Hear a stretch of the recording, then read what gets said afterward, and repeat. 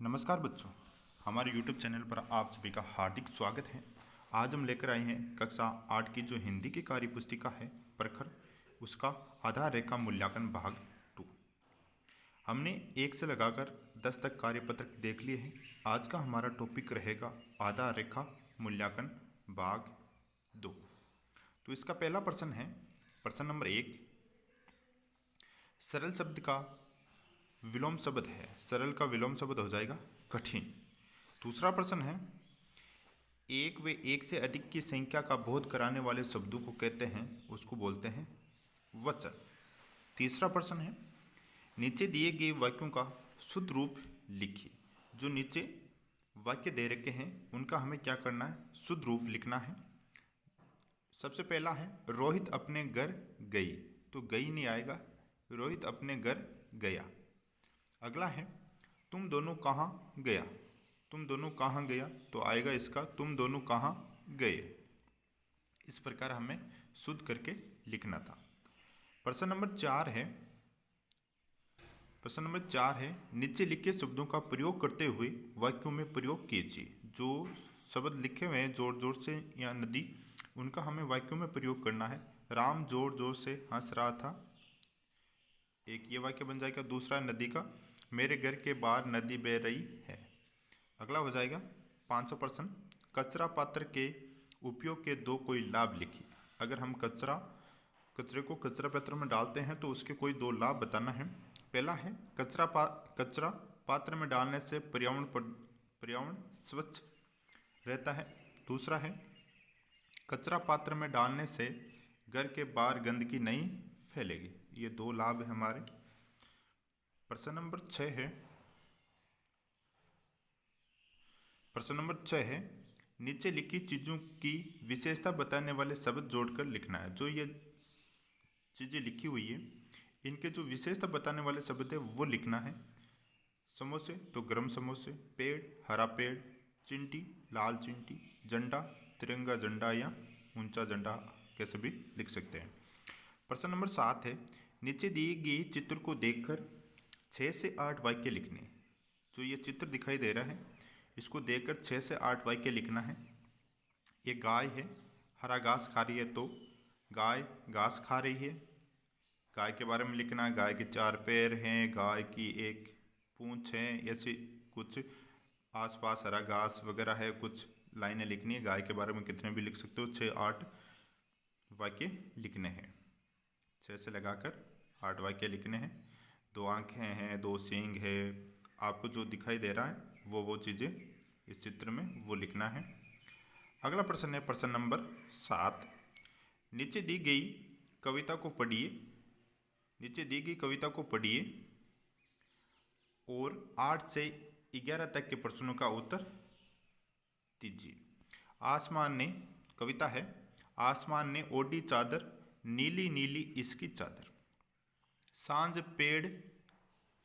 पड़े ये लाल हुई थी, रात पड़ी तो काली चादर, आसमान ने ओढ़ी चादर, नीली नीली इसकी चादर, रात पड़ी तो पोल खुली थी, फटी हुई थी सारी चादर। जगह जगह पर छेद थे इसमें, चलनी सी छेदीली चादर, छेद सभी जब बने थे तारे, चमकी थी ये काली चादर। इस प्रकार ये कविता थी। अब हमें 8 से लगाकर 11 तक प्रश्नों के उत्तर देने हैं। किसके आधार पर, इस कविता के आधार पर। 8वां प्रश्न है, कविता के अनुसार किस कारण से ये पता चला होगा कि आसमान की चादर फटी हुई थी। रात होने पर तारों की जगह जगह से रोशनी देखने पर फटी चादर से लगने लगी थी। 9वां प्रश्न है, पोल खुलना मुहावरे का प्रयोग कविता में आया है। आप इस मुहावरे का अर्थ लिखना है और वाक्य में प्रयोग करना है। पोल खुलना का मतलब हो जाएगा कि किसी चीज़ का पर्दाफाश हो जाना, पर्दाफाश हो जाना। वाक्य, राम छिप छिप कर आम खाता था, एक दिन उसकी पोल खुल गई, पर्दाफाश हो गया। प्रश्न नंबर 10 है, सांझ, शाम होने पर आसमान की चादर लाल क्यों हो जाती है। शाम होने पर आसमान की चादर लाल क्यों हो जाती है? शाम होने पर आसमान की चादर लाल हो जाती है क्योंकि सूर्य की जो किरणें हैं या सूर्य अस्त होता है तब वो लाल लाल हो जाती है, या किरणों से उनकी किरणें लाल किरणों के कारण शाम को चादर लाल लाल दिखाई देती है। शाम को जब सूर्य अस्त होता है तब हमारा पूरा आसमान लाल लाल दिखाई देता है, तब उसकी चादर लाल हो जाती है। कविता, अगला प्रश्न है कविता का उपयुक्त शीर्षक होगा। कविता का उपयुक्त शीर्षक होगा आसमान की चादर। अगला प्रश्न है नीचे लिखे गद्यांश को पढ़कर दिए गए प्रश्नों के उत्तर देने। पहले हमने कविता पढ़ी थी पद्यांश, अब हमारे सामने है गद्यांश। गद्यांश को पढ़कर प्रश्नों के उत्तर देने हैं। यह धरती पे एक बड़ी गुल्लक है, एक खूब बड़ी गुल्लक है। मिट्टी की बनी इस गुल्लक में प्रकृति वर्षा के मौसम में खूब पानी बरसाती है। ऐसे में हम रुपए से भी कई गुना कीमती इस वर्षा जल को बड़ी गुल्लक में जमा कर लेना चाहिए।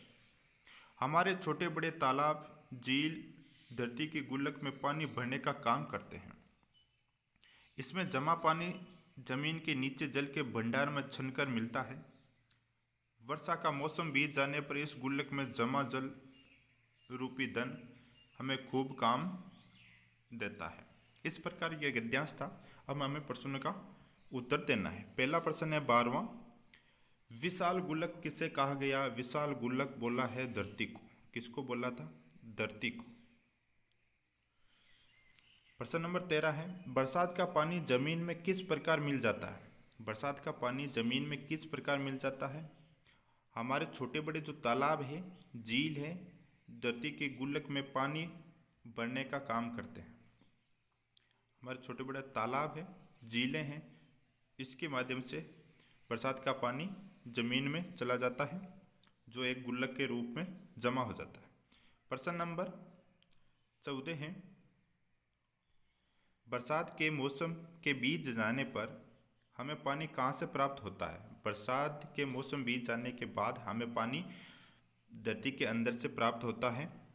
हम क्या करते हैं, उस पानी को बोरवेल के द्वारा या कुएं के माध्यम से बाहर निकाल लेते हैं। इस प्रकार मौसम के बीत जाने पर हमें धरती के जो जमा पानी जमीन के अंदर जल भंडार है वो हमें छनकर प्राप्त हो जाता है।